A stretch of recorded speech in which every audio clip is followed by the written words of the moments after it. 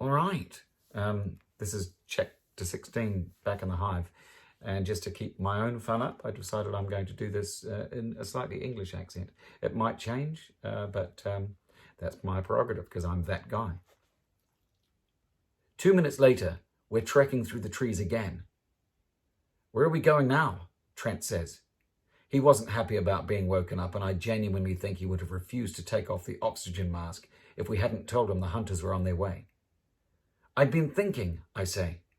Everyone except us has been alienated now, right? And they think we're hiding in the woods. So we go back to the building? Says Aid. The center is clear as far as they're concerned. The security cameras are off thanks to Chet's. I don't think they'll look for us there. Are you mental? Trent says, far too loudly, considering we're being hunted by hostile aliens. I'm not going back into that place. You don't have to, Adrian says. You can stay outside on your own. It's a good idea, Lance. We can hold up a bit, get more rest. Mac really seems to be struggling. He can hardly keep his eyes open. And we can get a closer look at what they're up to down there, says Aid. Who cares what they're up to? Trent says. All we have to do is keep out of their way for one more night. The coach will be back tomorrow morning and we can get the hell out of here. It can't hurt to do some more recon. I don't think they've got the energy to argue about this.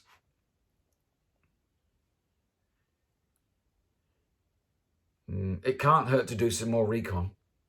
I don't have the energy to argue about this with Trent. Why does he have to make everything so hard? Our friends have turned into alien bugs. Don't you want to be able to help them once we get out of here? Trent just shrugs. Nice, Kat says. You're willing to sacrifice yourself to save the rest of the class, Trent says. Then you're idiots. We're not idiots, Trent. We just want to do what's right, I say. Yeah, you're so perfect, aren't you, Fangs? Wouldn't ever do anything horrible to anyone like shut them in the toilet so they miss their Bing entrance exam, would you? Shut up, Trent, I say. Still haven't told them, have you? He smirks in his infuriating way. I thought you were all such good friends. I'm scared to tell them because the way Chet's reacted, but I'm so sick of this hanging over my head. It's been 9 months of lying, 9 months of being afraid that the truth will come out, and I'm done with it. Fine, I say. I did trap you in the toilets, Trent, and if I was in that situation again, I'd do the same thing. Finally, I'm telling Miss Hosh if she ever stops being an alien. I told her this morning, I say, and I'll take whatever punishment she gives me. Is that what you and Chet's argued about? Kat asks. I nod. We've stopped walking and are standing in a circle in a small clearing in the trees. Why did you shut him in? Kat says, and I'm surprised because nobody ever seemed to care about why someone trapped Trent in the toilets. Only that someone, aka me, did that and it was a despicable thing to do. Because I didn't want him to get into Bing, I say. I was in the toilets and I heard him talking to his mates. Trent looked down and starts scuffling his feet on the dirt. He said that Bing is going to be ultra competitive, that he'll have to go in hard and prove himself if he wants to be top dog. He's planning to use Chet's to make his point.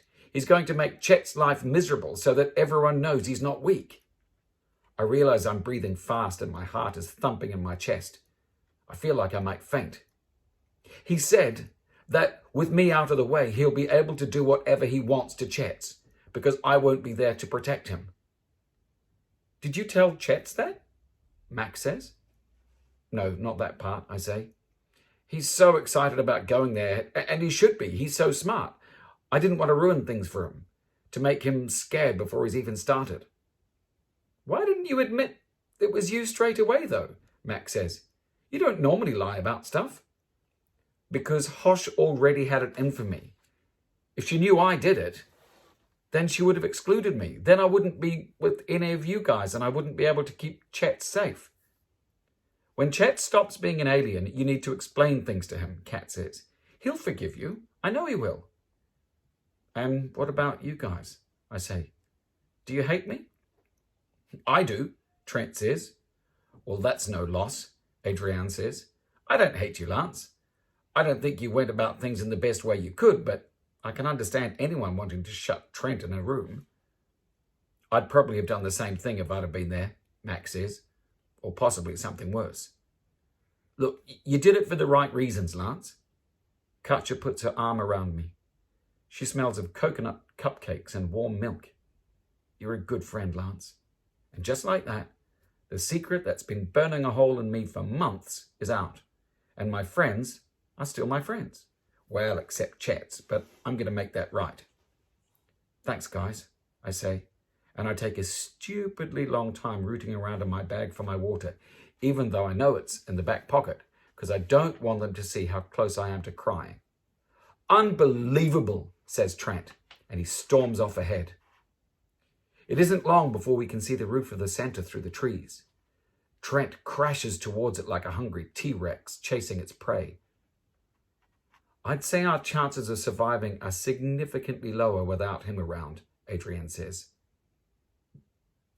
As we get closer, I realize something big is going down at the lake. There's a lot of noise, like at the dam site, but times 100. We're at the back of the building, so we can't see what's going on, but whatever it is, it's keeping the bug eyes busy, so we can sneak in without being seen. Our priority right now is getting Mac set up with the CPAP system. He looks like hell. His eyes are red, the skin around them a worrying grey colour. We make our way to my room, which is exactly as I left it. We fit the mask to his face and switch on the machine. He lies on the bed and is asleep in literally 3 seconds. It's weird seeing him like this. He's the biggest of all of us, and with his shaved head and muscles, he usually seems so tough. Now he looks like just any other kid, all tuckered out after a long day. So what now? Kat says. We need to find out what's happening by the lake, I say.